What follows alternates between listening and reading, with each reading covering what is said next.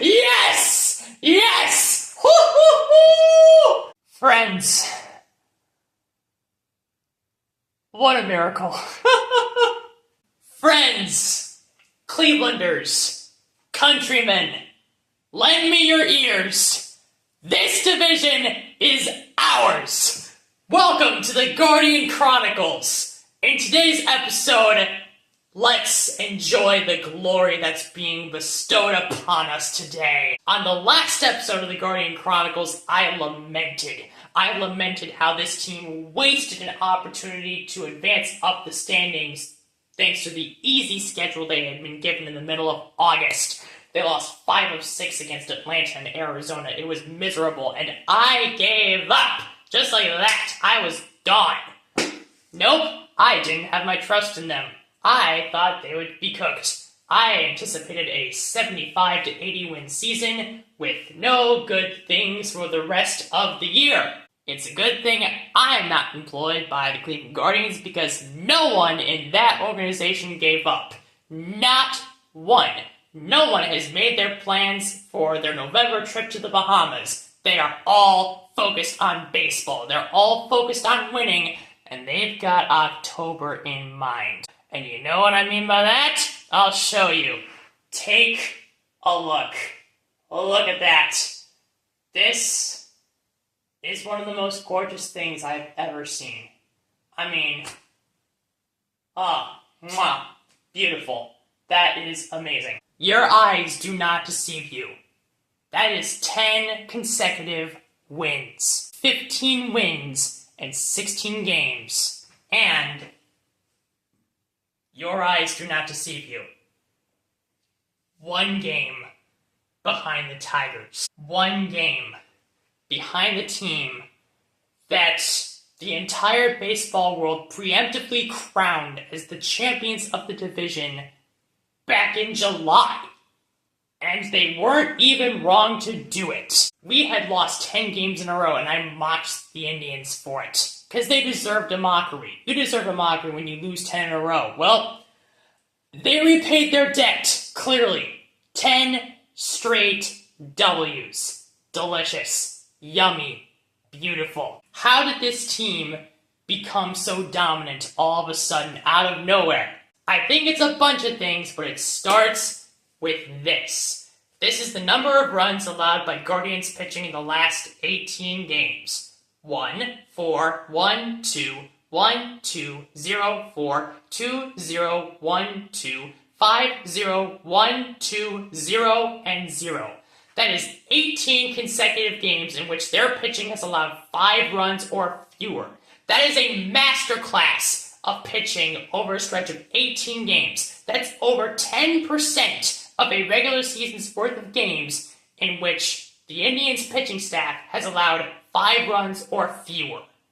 That is masterful. That is Carl Willis doing a great job as a pitching coach. But it also means we gotta give our flowers to every single starting pitcher because all of them are contributing to this masterclass. Gavin Williams, Tanner Bybee, Slade Ciccone, Joey Cantillo, Logan Allen, Parker Messick, the new guy who looks really good. 6 starters. We have a 6-man rotation. Stephen Vokes decided to convert from 5 to 6 for the rotation. Folks, I think it's working pretty well. We're doing great. And I'm not saying that sarcastically this time. We are genuinely monsters. We are on fire, and this is amazing, dude. We have 6 legit starters that are all on a hot streak. And it's not just our starters. Our bullpen has picked up the slack, too. You know, it's really interesting. The moment the cancer from the organization was removed, and by the cancer, I mean Emmanuel Clase and Luis Ortiz. The moment the cancer was removed from the locker room, the pitching all of a sudden got much better. I don't think that's a coincidence. Correlation is not causation, but sometimes it tells a story. And I think it tells a clear story. We removed the cancer from the locker room, not intentionally, and we got better. This is a miracle. This is simply a miracle. Carl Willis has done a fantastic job as the pitching coach. Stephen Vogt has done an incredible job as the manager. Chris Antonetti and Mike Chernoff have had a great stretch of 13 years in which they have carefully crafted an organization that at every minor league level up to the majors is focused on development, winning, and creating a good team culture. And that is why we are a good organization even though we don't spend money.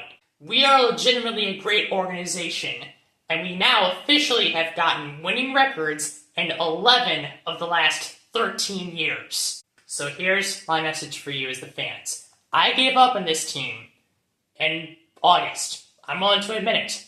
And I don't regret doing it because they showed that they were not worth watching. And so do the rest of baseball fans. But let me tell you something. We're here, and we're not going away. Our final 8 games to end the regular season are 1 game against the Twins, who have already had their collapse, 3 games against the currently collapsing Tigers, and 3 games against the also currently collapsing Rangers. The iron is red hot, and we've been striking it for 2 weeks. Let's keep going. Let's keep striking. Let's keep getting these delicious W's. Let's get this AL Central crown. Let's get this playoff push going. There's a pennant and a World Series to win. And I'm not saying we're going to do it, but I'm saying for the first time all year, this team is one worth believing in.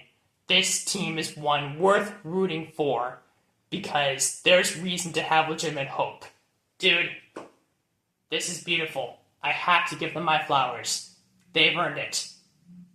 I'll be paying attention the rest of the year, through every joyful victory, through every heartbreaking defeat, even if the ending completely sucks like the most powerful vacuum you've seen.